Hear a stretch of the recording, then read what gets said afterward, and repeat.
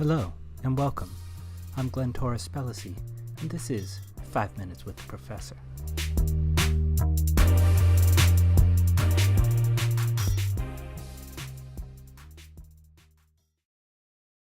In this week's readings, we are going to cover some of the basics of business law, simple information that you need to know to get through the course. In this 5 Minutes with the Professor podcast, I just want to give you a quick introduction about myself, a little bit about what we're going to be doing in the course. I'm a lawyer by trade. For 10 years prior to moving to Florida, I worked at a top 30 law firm in the United States, Arnold & Porter, LLP. It was exciting at times, as many of my cases were front-page stories, but it was also exhausting. I know that some of you might be interested in the law as a career, so I've opened up an AMA in the discussion forums, and I encourage you to ask any questions about life as a lawyer, legal education, or what you can do with a law degree. While practicing, I had started teaching at a university in New York City. Then, in 2011, my partner received an offer to teach law in Florida, and we decided to move. I used the opportunity to expand my teaching, and I now teach at multiple schools in the United States using online platforms. The courses that I teach focus on a variety of legal issues, from business law to human rights law, from constitutional law to public international law. I tend to take a practice-oriented approach to education. What does that mean? Part of my purpose here is to show you that these are real issues that businesses face, large and small.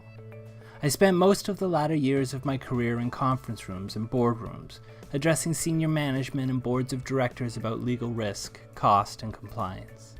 The issues that we are going to discuss this year are not just theoretical. At some point in your career, you are likely going to face some of them. You see, legal risk is one of the most significant business risk assessments that any individual needs to make.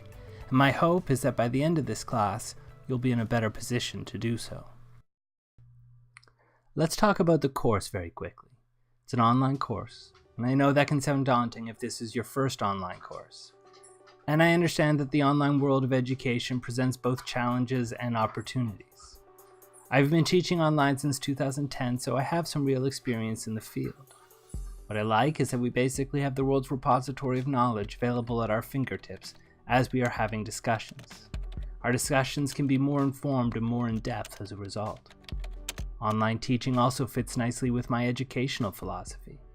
The problem with the classroom environment is that we tend to compartmentalize those learning experiences, thinking about the issues only during the hours of the week that the schedule says we should. That's not how the brain works, and in today's world, many of us are able to access the internet at any time through smartphones, tablets, and other devices. So log on frequently, even if only for a few minutes. Now, one of the potential challenges is that some people can feel shielded by the internet and engage with their colleagues in inappropriate ways. This will be good advice for your careers as well. Keep it professional. Careers end because of stupid things sent over email. Don't let it happen to you. The best route to success in online posting and writing would be to always ask yourself, would you be okay if this was published on the front page of the newspaper? If the answer to that is no, then really think about whether it is appropriate.